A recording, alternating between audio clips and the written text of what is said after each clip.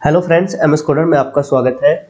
आज की इस वीडियो में हम देखेंगे नेस्टेड राउटिंग के बारे में कि हम नेस्टेड राउटिंग को कैसे बना सकते हैं। देखिए यहाँ पर आपको लोकल होस्ट ये दिखाई दे रहा होगा। मैं इसको थोड़ा सा फ़ॉन्ट इसको बढ़ा देता हूँ। तो अभी आपको यहाँ पर दिखाई दे रहा है लोकल होस्ट 4200। जब मैं सब्जेक्ट बटन के ऊपर प्रेस कर रहा हूँ तो यहाँ पर आ रहा है लोकल होस्ट 4200/सब्जेक्ट। अब मैं ये चाहता हूँ कि जैसे हमारे सामने तीन बटन्स आए हैं यहाँ, हिंदी के लिए, इंग्लिश के लिए, मैथ के लिए। जब मैं हिंदी के ऊपर प्रेस करूं तो यहाँ पर जो राउट आना चाहिए वो आना चाहिए लोकल होस्ट 4200/सब्जेक्ट और फिर स्लैश के बाद आना चाहिए यहाँ पर हिंदी, यानी कि जो भी आप सब्जेक्ट यहाँ पर चूज करते हो। तो इस तरह से हम क्या करते हैं, नेस्टिंग राउटिंग करते हैं।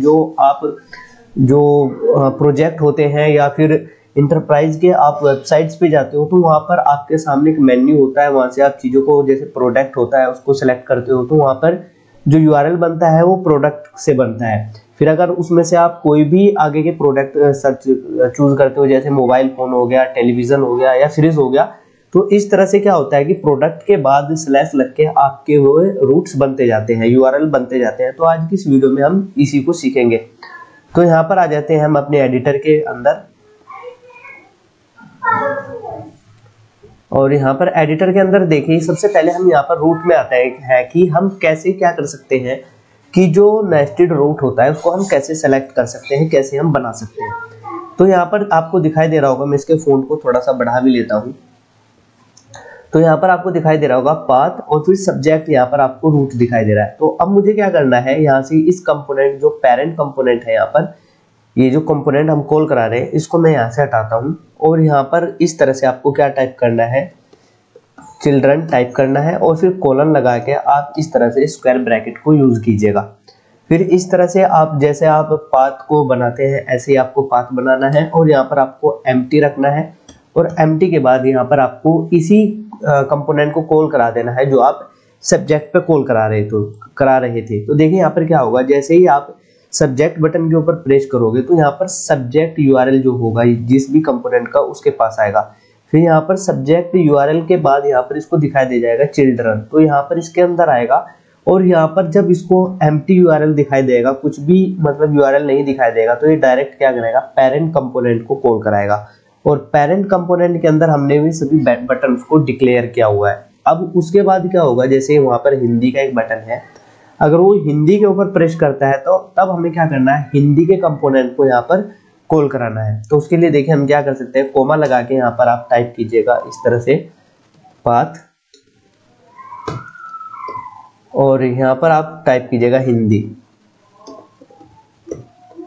और यहाँ पर आप इस तरह से कोमा से सेपरेट करके यहाँ पर टाइप कीजिएगा कंपोनेंट और यहाँ पर टाइप कीजिएगा हिंदी कंपोनेंट। तो क्या होगा कि जब आप हिंदी वाले बटन के ऊपर प्रेस करोगे तो पहले यूआरएल क्या बनेगा, सब्जेक्ट बनेगा, फिर उसके बाद स्लैश लगेगा, फिर यहाँ पर हिंदी बन जाएगा। इसी तरह से मैं इसको यहाँ से कॉपी कर लेता हूँ और कॉपी करने के बाद और भी हम यूआरएल यहाँ पर बना लेते हैं। जैसे सेकंड यूआरएल हम बनाएंगे इंग्लिश के लिए, तो मैं यहाँ से टाइप करूँगा इंग्लिश और यहाँ पर भी हम टाइप कर देंगे इंग्लिश।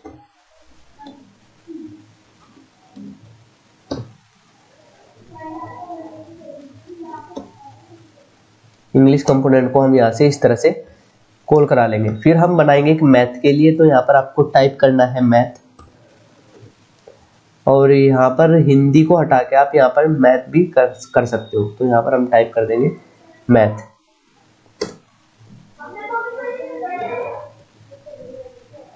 आई होप कि यहाँ तक आपको समझ में आ गया होगा। तो चलते हैं हम अपने जो पेरेंट कंपोनेंट है जिसके अंदर जो सब्जेक्ट की यूआरएल पे कॉल हो रहा है, तो हम उसके अंदर आते हैं। तो उसके अंदर हमने सभी बटन्स को यहाँ पर डिक्लेयर किया हुआ है।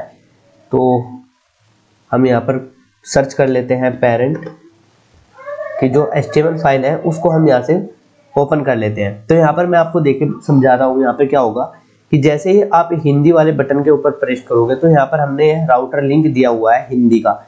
तो यहाँ पर क्या करेगा, हिंदी वाले कंपोनेंट को रिलोड करेगा और यहाँ पर राउटर आउटलेट जो प्लेस होल्डर यहाँ पर यूज है वो उसको क्या कर देगा, रिप्लेस कर देगा। इसीलिए इंग्लिश के भी लिए यही होगा और जो मैथ है उसके लिए भी यही ऑपरेशन परफॉर्म होगा। तो चलिए आते हैं हम अपने ब्राउजर के ऊपर और यहाँ पर देखते हैं कि सब कुछ सही चल रहा है नहीं। तो मैं इसको पहले एम्प्टी कर देता हूँ, इसका यूआरएल बिल्कुल यहाँ से, और एंटर की प्रेस करता हूँ। तो देखिए यहाँ पर केवल सब्जेक्ट आ रहा है। मैं आपको इसका यूआरएल भी दिखा देता हूँ। इसको थोड़ा सा हम क्या करते हैं, इसके फ़ॉन्ट को बढ़ा लेते हैं। तो यहाँ पर अभी यूआरएल क्या बन रहा है, लोकल होस्ट 4200। अब मैं सब्जेक्ट के ऊपर प्रेस कर रहा हूँ, तो अब आप देखिएगा कि यूआरएल क्या बना है, लोकल होस्ट 4200/सब्जेक्ट। अब मैं यहाँ पर इंग्लिश के ऊपर प्रेस कर रहा हूँ, तो यहाँ पर देखिए कि यूआरएल क्या बन रहा है, 4200 के बाद सब्जेक्ट आ रहा है, सब्जेक्ट के बाद फिर इंग्लिश आ रहा है और फिर इसका कंटेंट आ रहा है। मैं आपको इसका कंटेंट भी दिखा देता हूँ। सिंपल सा यहाँ पर एक पैराग्राफ दिया हुआ है हमने और इसमें टाइप किया हुआ है English sentence help to speak English. तो यहाँ पर बैक टू सब्जेक्ट के ऊपर जैसे ही मैं प्रेस करूंगा तो हम वापस से कहाँ पर आ जाएंगे, सब्जेक्ट वाले यूआरएल पे। अगर मैं मैथ के ऊपर प्रेस करूंगा तो यहाँ पे फिर से दोबारा से क्या बनेगा यूआरएल। मैं फिर से इसके फ़ॉन्ट को बढ़ा देता हूँ ताकि आपको विजिबिलिटी अच्छी हो। यहाँ पर आ रहा है सब्जेक्ट के बाद मैथ बन रहा है। तो इस तरह से हम क्या करते हैं, जो नेस्टेड यूआरएल बनाने की हमें ज़रूरत पड़ती है जब हम बड़े प्रोजेक्ट के साथ काम करते हैं, तो वहाँ पर बहुत सारी राउटिंग्स होती है।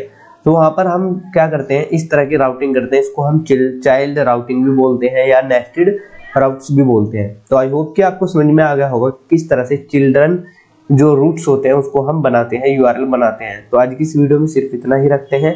अगर ये वीडियो आपको हेल्पफुल लगी हो, इस वीडियो से आपने कुछ नया सीखा हो, तो इस वीडियो को लाइक जरूर कीजिएगा। और अगर अभी तक आपने इस चैनल को सब्सक्राइब नहीं किया है तो इस चैनल को जरूर सब्सक्राइब कर लीजिएगा। Thanks for watching.